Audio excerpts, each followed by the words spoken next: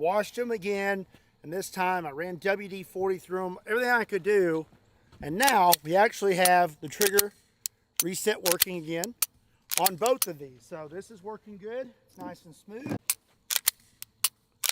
Trigger reset's working. So now let's run a mag through each and see if they actually run. I really hope they do. Here we go. Gen 5 is first. Yeah,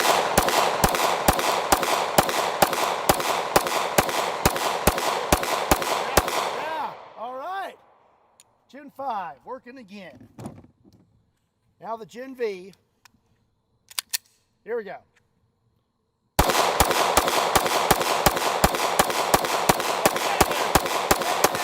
Okay, that's great news.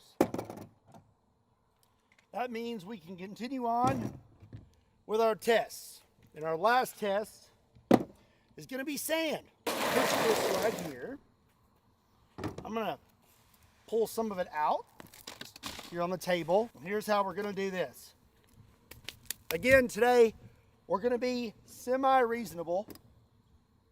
That's a Gen 5, 15 round mag.